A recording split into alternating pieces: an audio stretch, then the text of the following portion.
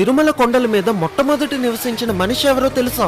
1000 ఏళ్ల క్రితమే స్వామివారికి అభిషేకం చేయడం కోసం 8 కిలోమీటర్ల పాటు నడుచుకుంటూ వెళ్లి పాప వినాశనం నుంచి నీళ్లను తెచ్చేవాడు తిరుమల నంబి. అలా ఒక రోజు నీళ్లను తెస్తున్నప్పుడు ఒక వేటగాడు వచ్చి బాగా దాహం వేస్తుంది, నీళ్లను ఇవ్వమని అడుగుతాడు. కానీ ఇవి స్వామివారి అభిషేకంకి తీసుకువెళ్తున్నాను అని ఇవ్వకుండా వెళ్ళిపోతాడు. దాంతో ఆ వేటగాడు తన వెనకే వెళ్తూ బాణంతో ఆ కుండకి కన్నం పెట్టి దాని నుంచి వచ్చిన నీళ్ళని తాగుతాడు. అయితే గుడి దగ్గరికి వచ్చినప్పటికీ నీళ్లు లేవని చూసుకొని నంబి చాలా బాధపడుతూ ఉంటాడు. దాంతో ఆ వేటగాడు పక్కనే ఉన్న ఒక కొండ మీదకి తన బాణాన్ని వేసి ఒక జలపాతాన్ని తెప్పిస్తాడు. ఇంకా ఇప్పటి నుంచి స్వామివారి అభిషేకానికి కావలసిన నీళ్ళని ఇక్కడి నుంచే తీసుకురా అని చెప్పి మాయమైపోతాడు. ఆ జలపాతమే ఇప్పటికీ ఉన్న ఆకాశగంగా. అయితే వేటగాడు రూపంలో వచ్చింది స్వయంగా వెంకటేశ్వర స్వామి. ఇంకా ఆ నీళ్లు తీసుకువచ్చిన తిరుమల నంబి ఆ గుడి పక్కన ఒక చిన్న ఇల్లుని కట్టుకొని మొట్టమొదటి తిరుమల నివాసి అయ్యాడు. మీకు తిరుమల దర్శనం ఎన్ని గంటలు పట్టిందో కామెంట్ చేసి అందరూ చెప్పండి. గోవిందా గోవిందా.